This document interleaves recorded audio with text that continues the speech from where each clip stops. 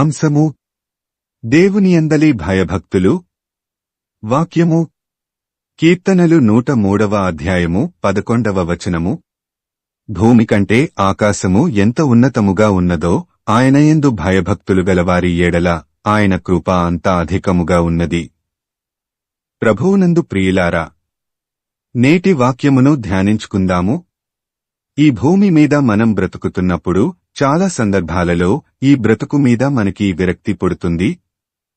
ఎందుకు పుట్టానా అని బాధపడే పరిస్థితులు ఎదురవుతాయి.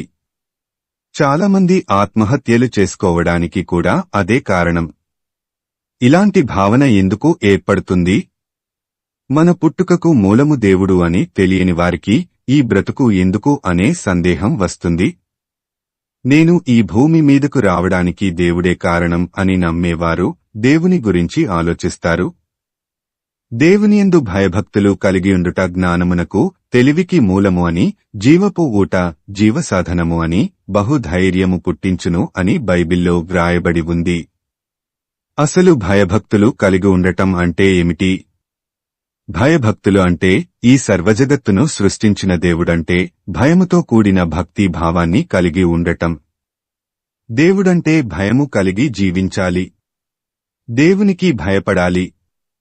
ఆయన ఔన్నత్యాన్ని బట్టి, ఆయన శక్తిని బట్టి, ఆయన జ్ఞానాన్ని బట్టి మనం దేవునికి భయపడాలి. బైబిలు గ్రంథములో అనేక మంది దేవునియందు భయభక్తులు కలిగి జీవించినట్లు చూడగలము. ఇస్సాకును బలి ఇవ్వమని దేవుడు అబ్రాహాముతో చెప్పినప్పుడు అబ్రాహాము దేవునికి భయపడినట్లు వ్రాయబడి ఉంది. నీకు ఒక్కడయున్న నీ కుమారుని నాకీయ వెనుతీయలేదు గనుక నీవు దేవునికి భయపడువాడవని ఇందువల నాకు కనబడుచున్నదనెను. ఆదికాండము 22:12. భయపడటము అంటే దేవుని మాట వినటం, ఆయన ఆజ్ఞలను గైకొనటం. అయితే కేవలం భయమునే కాక ఆయన మన ఎడల చూపిస్తున్న ప్రేమకు, కృపకు కృతజ్ఞత కలిగినవారమై దేవునియందు భక్తిని కలిగియుండాలి. ఈ రెండు భావాలు సమపాళ్లలో ఉన్నప్పుడే మనం పాపము చేయడానికి భయపడతాము. కష్టంలో ఉన్నప్పుడు దేవుడు గుర్తుకు రావడం సర్వసాధారణం. కాని మనం సుఖంగా ఉన్నప్పుడు, సంతోషంగా ఉన్నప్పుడు దేవుణ్ణి గుర్తు చేసుకుంటున్నామా లేదా అన్నదాన్ని బట్టి మనం దేవుణ్ణి ఎంతగా ప్రేమిస్తున్నామో తెలుస్తుంది. మనం దేవుణ్ణి ఎంత ప్రేమిస్తామో అంతగా ఆయనయందు భయభక్తులు కలిగి ఉంటాము. భూమి కంటే ఆకాశము ఎంత ఎత్తుగా ఉంటుందో దేవునియందు భయభక్తులు గలవారి ఏడల ఆయన కృప, ప్రేమ, జాలి అంత ఎక్కువగా ఉంటాయి. భూమి కంటే పైన ఉన్న ఆకాశము యొక్క ఎత్తు అనంతము కాబట్టి ఆయనయందు భయభక్తులు గలవారి ఏడల ఆయన కృప కూడా అనంతముగా ఉంటుంది. దేవునియందు భయభక్తులు కలిగి ఉండటం వలన ఈ లోకంలో మనం ఎంతో ధైర్యంగా జీవించగలము. యెహోవాయందు భయభక్తులు కలిగియుండుట బహుధైర్యము పుట్టించును. సామెతలు 14:26.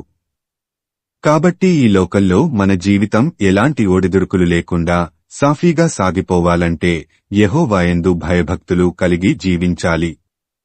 నీకు నెమ్మది, సంతోషం అనుగ్రహించి నిన్ను జీవితాంతం నడిపించగల దేవునియందు భయభక్తులతో జీవించడానికి నీవు సిద్ధమా? ప్రార్థించుకుందాము. ప్రభువా, ఈ లోకంలో మేము జీవించినంతకాలము నీయందు భయభక్తులు కలిగి జీవించినట్లు మాకు కృప అనుగ్రహించుమని యేసయ్య నామమున అడుగుతున్నాము తండ్రి. ఆమేన్.